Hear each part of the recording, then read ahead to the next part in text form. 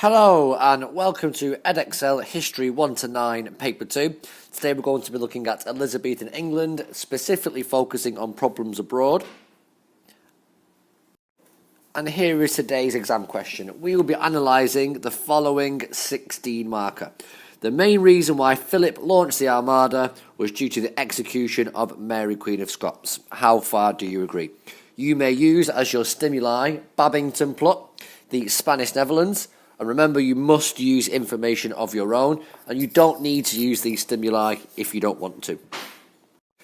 We're going to be following this line of events, starting with the top left corner with divine right and legitimacy, moving through to the religious settlement, the arrival of Mary Queen of Scots, the different plots and revolts surrounding Mary Queen of Scots, up until the Babington plot and Mary's execution in 1587. We'll then be following along the bottom line of events, starting with the Counter-Reformation, working towards Joinville and Nonsuch, and finally the Spanish Armada. From the Middle Ages, monarchs believed that they had a divine right to rule, that they were put on earth by God to rule over that specific country, whether that was making laws, declaring peace, or war. Along with many other Catholics, Mary Queen of Scots also challenged Elizabeth's divine right to rule, by claiming that she was illegitimate. Many Catholics did not accept Henry's divorce to Catherine of Aragon, which made Elizabeth illegitimate as she was not born under legal conditions. This is why it was quite important when Elizabeth originally sets up her court, that's her Privy Council, her Parliament, her closest sort of friends. She needed to make sure that she was surrounded by people that would be loyal to her, especially people that would accept her legitimacy and would not challenge her when she tries to make laws. Mary Queen of Scots also posed a challenge to Elizabeth's religious settlement. This is Elizabeth's attempted compromise between the different religions in England, mainly between Catholics and Protestants. One feature of the religious settlement is the Act of Supremacy. This made Elizabeth supreme governor of the Church of England. All priests or clergymen, royal officials, members of parliament had to swear an oath of allegiance to her as the head of the church. The second and arguably most important feature of the religious settlement is the Act of Uniformity. This meant that everybody in England must attend Church of England services. In line with her attempt to find a compromise between Catholics and Protestants, Elizabeth enforced through royal injunctions and visitations that every church had to have an English Bible, colourful vestments or robes, and any churches that did not follow these rules would be fined. Many people accepted the religious settlement, but the North was slow to adapt due to its deep Catholic roots. Areas such as Lancashire, Durham, Northumberland, which is up near Newcastle, were very, very devout Catholics and therefore were less likely to accept Protestantism and the changes made by Elizabeth's religious settlement. The revolt of Northern Earls in 1569 started for a couple of different reasons. One reason was that the Earls and their followers wanted Catholicism restored in England. Many powerful people such as Thomas Percy, the Earl of Northumberland, and Charles Neville, the Earl of Westmoreland, had lost a great deal of influence at court since Elizabeth became Queen in 1558, and they felt that by replacing Elizabeth with Mary, some of these problems could have been solved. The two main rebel leaders, Thomas Percy, the Earl of Northumberland, and Charles Neville, the Earl of Westmoreland, planned to raise an army of rebels from their lands in the north, take key areas such as Durham and York, march south towards London, free Mary Queen of Scots from the Tower of London, and marry her to Thomas Howard, the Duke of Norfolk, thus replacing Elizabeth and reinstating Catholicism. However, this rebellion only lasts a couple of weeks. Spanish troops that were supposed to come and support the rebellion never arrive.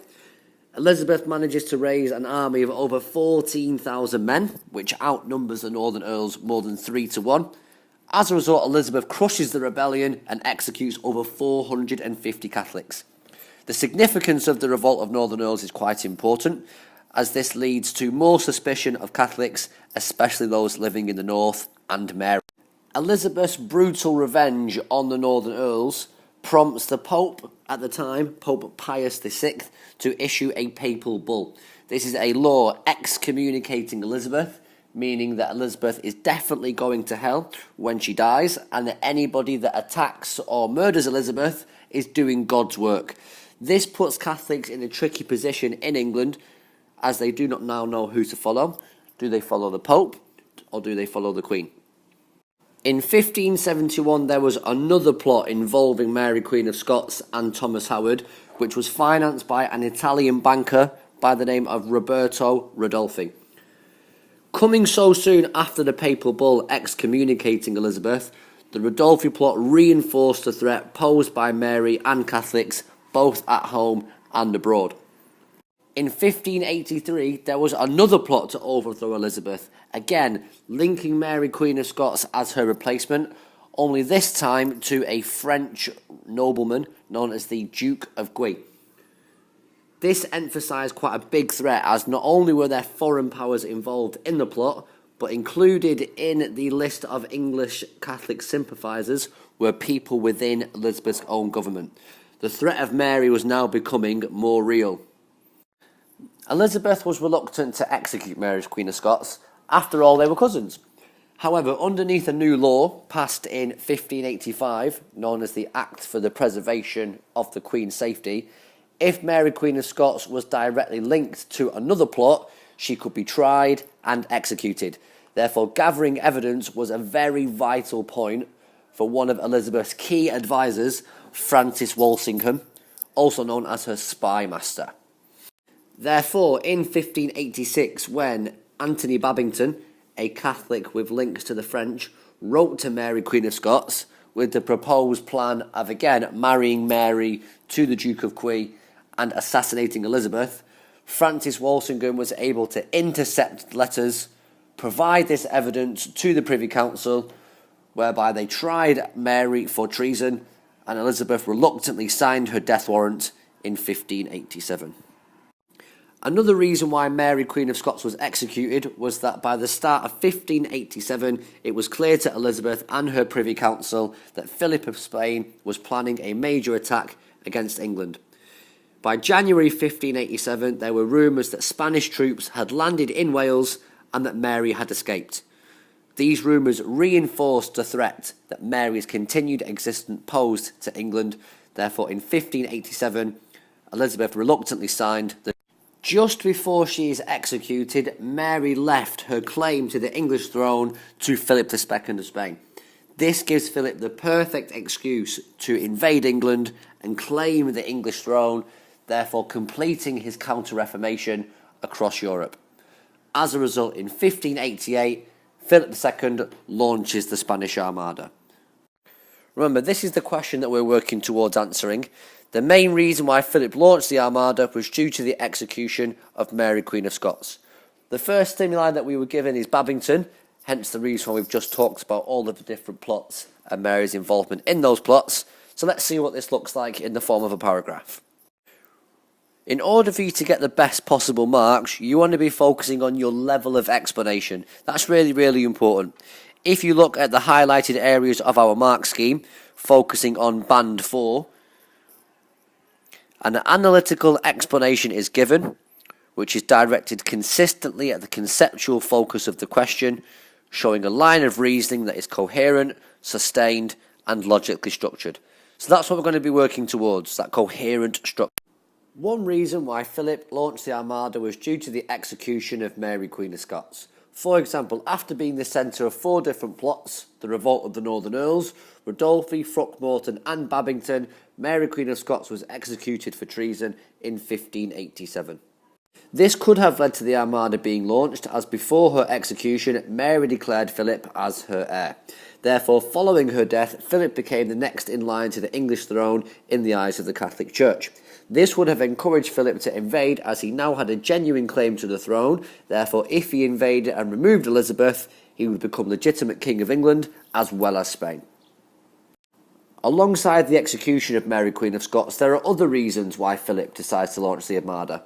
For example, completing his counter-reformation in Europe by removing Protestant influences and protecting trade routes to the New World.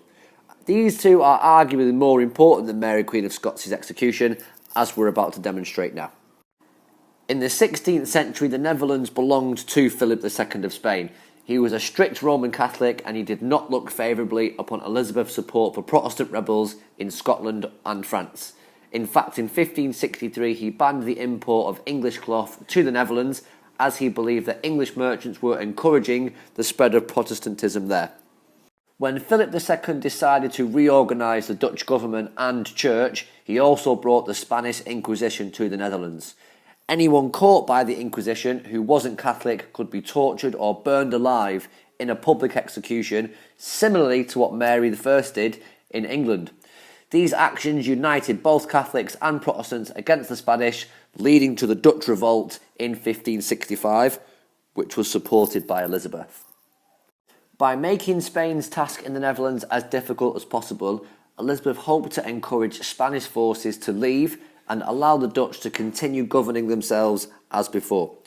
In order to do this, she harboured fugitives, organised rebellions, and even stole money bound to pay Spanish troops in the Netherlands. This event became known as the Genoese Loan, and this greatly angered Philip II of Spain. By 1576, the Spanish government in the Netherlands was running out of money. As a result, Spanish troops in the Netherlands began fighting Catholics, Protestants, anyone that they could get their hands on in order to try and get some money. This violence united all 17 Dutch provinces, whether they were Protestant or Catholic, and they drew up what was called the Pacification of Ghent. They demanded independence and an end to religious persecution. Finally, the Treaty of Utrecht united all 17 Dutch provinces against the Spanish invaders. Elizabeth now had an opportunity to steal the Netherlands away from the Spanish for good. However, because of the events taking place in England, she was reluctant to act. This would have annoyed Philip II of Spain very, very much, and is arguably one of the most important reasons why he wanted to invade England, to get rid of Elizabeth and her interference in his affairs. In 1580, Philip II gained Portugal along with its empire and naval forces. Spain's new strength and wealth alarmed Elizabeth. By 1584, Philip II had regained control of the Netherlands, and he had also gained a powerful ally in the form of France. This new alliance was formed under the Treaty of Joinville, whereby both France and Spain combined in the Catholic League's aim of ridding France and the rest of Europe of heresy. This meant that Spain and Catholic were now allies against Protestantism in Europe. This left Elizabeth with little choice but to ally with the Dutch in what is called the Treaty of Nonsuch. These two rival alliances would ultimately lead to war, and is therefore one reason why Philip launched the Armada in 1588. Remember, this is the question that we're focusing on. The main reason why Philip launched the Armada was due to the execution of Mary Queen of Scots. How far do you agree? We've agreed with that statement. We're now going to disagree with that statement and present what's called our counter-argument. On the other hand, a more important reason why Philip launched the Armada was to complete his counter-reformation. For example, Philip wanted to restore Catholicism to Europe by removing Protestant influences, particularly in the Netherlands and England. Therefore, Elizabeth's interference in the Netherlands would have motivated Philip to launch the Armada. Since 1565, Elizabeth had been offering money and support to support Dutch rebels in the Netherlands, which made Philip's mission of restoring Catholicism across Europe more difficult. When Philip joins forces with France at Joinville, this all but cements his plan to eventually invade England. Now, this green section is our judgment. This is where we're prioritising our reasoning. This is more important than the execution of Mary, as Elizabeth's existence inspired Protestant rebellions across Europe. By invading, Philip could remove this threat and complete his mission of restoring Catholicism. Mary's execution gave Philip the legal excuse to launch the Armada, something he'd been planning on doing since at least 15. During Elizabeth I's reign, English merchants first began to exploit the ancient African slave trade. It eventually developed on a massive transatlantic scale, with the buying or seizing of hundreds of Africans to ship to the New World. John Hawkins was a navigator, slave trader, and the man behind some of the key developments in the English Navy. He first bought slaves from Africa in 1562 and transported them to the New World. Along with the slave trade, there was valuable crops such as tobacco, sugar and cane, along with huge supplies of silver in the New World. However, anyone who wanted to trade there needed a license from Spain, which was very hard to come by. Many English merchants simply ignored Spain's rules, traded illegally without licenses, and even attacked Spanish ports and shipping. Philip II could not ignore this challenge to Spain's interests in the New World, which is one of the reasons why he launched the Armada. By the middle of the 16th century, Spain owned most of the New World. This included most of South America, and they were beginning to colonise North America as well. They did not like the idea of England interfering with this monopoly. Therefore, in 1567, Spain attacked John Hawkins whilst on a mission in the transatlantic, killing 325 sailors, and he was forced to return home, accompanied by the one and only Francis Drake. Drake's circumnavigation of the globe took almost 3 years, from December 1577 up till September 1580. Following this achievement, he was knighted by Elizabeth I. However, Drake did not actually aim to be the first English person to sail around the world. His main purpose was simply to raid Spanish colonies in the Pacific. Elizabeth I and other European rulers did not recognise the agreement made by the Pope in the 15th century, giving Americas to the Spanish and the Portuguese. Elizabeth herself gave her explorers the right to take any land that no other Christian leader had claimed. The existing rights of the Native Americans that lived there were not considered, and the peaceful welcome given to Drake in what was later called California encouraged the ideas that Europeans could settle and even rule parts of America. Drake and his crew survived in part by raiding Spanish ships and colonies up the coast of South America. This angered Philip quite a lot. He was even more angry when Elizabeth decided to knight Francis Drake in September 1580 upon his ship the Golden Hind. This sent a clear message to Philip. He regarded Drake as a pirate and Elizabeth's actions as provocative and scandalous. It was just one more event in the deteriorating relationship. By 1586, the relationship between Spain and England had hit rock bottom, and Spain had been preparing the Armada, Philip's mighty invasion fleet. In March 1587, Elizabeth ordered Francis Drake to attack the Spanish navy harboured at Cadiz in southern Spain. On the 19th of April 1587, Drake sailed into Cadiz harbour, Spain's most important Atlantic port, and over the next 3 days destroyed 30 ships as well as a great deal of the fleet's provisions, resources, barrels and other things that Philip would have needed to launch the Armada. This attack on Cadiz is known as the Singeing of the King's Beard, and is the first event in the Anglo-Spanish War between England and Spain. Putting this back towards the question, another reason why Philip invaded was because of Elizabeth's interference with Spanish trade in the New World. For example, Elizabeth sponsored Francis Drake to harass Spanish trading bases and ships in the New World. This may have led to Philip wanting to launch the Armada in order to protect his assets in the Americas. Elizabeth had provoked Philip with her actions in the Netherlands, therefore her continued acts of aggression in the form of Francis Drake gave Philip further cause to want to invade. Protecting his investment in the New World was more important to Philip than Mary Queen of Scots' execution, as his empire was the reason why Spain was so powerful in the first place. Mary's execution gave Philip the excuse to invade that he had been looking for. Philip must have felt antagonised by Elizabeth's continuous meddling in his affairs.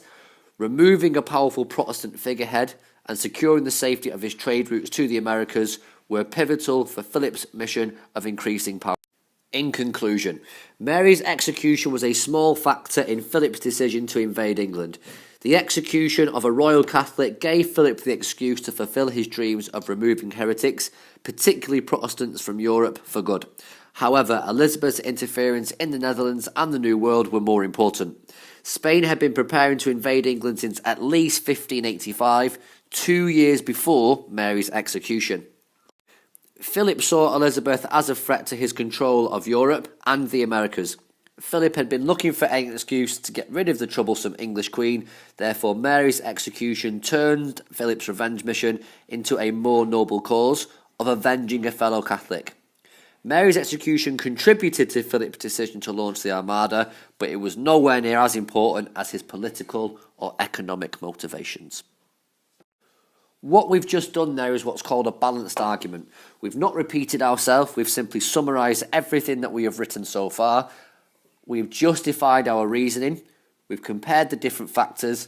More importantly, that last sentence answers the actual question. This shows consistent conceptual focus of the question, a coherent line of reasoning, and it's organised. This last sentence should probably also be your first sentence, your introduction.